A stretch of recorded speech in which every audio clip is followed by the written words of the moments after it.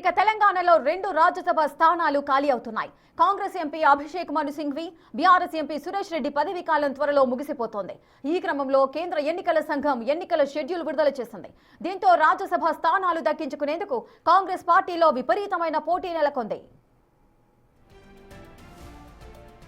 అయితే ప్రస్తుతం తెలంగాణ నుంచి రాజ్యసభ ఎంపీగా ఉన్న అభిషేక్ మను సింఘ్వి పదవీ కాలం మరోసారి పొడిగించే అవకాశం ఉందన్న చర్చ కూడా జరుగుతోంది.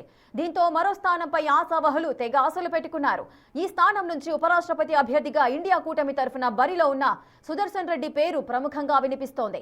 ఈయనతో పాటు సీఎం సలహాదారు వేం నరేందర్ రెడ్డి, సీనియర్ నాయకుడు జీవన్ రెడ్డి కూడా సీటు ఆశిస్తున్నట్లుగా తెలుస్తోంది. ఇక బీసీ కోటాలో రాహుల్ కోటరీ పేరున్న మధుయాష్కి గౌడ్ పేరు కూడా ప్రముఖంగా వినిపిస్తోంది.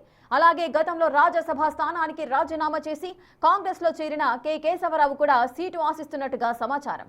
ఇక వీరితో పాటు కాంగ్రెస్ సీనియర్ నేత విహెచ్ సైతం రాజ్యసభ సీటు కోసం ప్రయత్నాలు చేస్తున్నారు. మరి వీరిలో ఎవరికి రాజ్యసభ సీటు దక్కుతుందనేది ఇప్పుడు ఆసక్తిగా మారింది.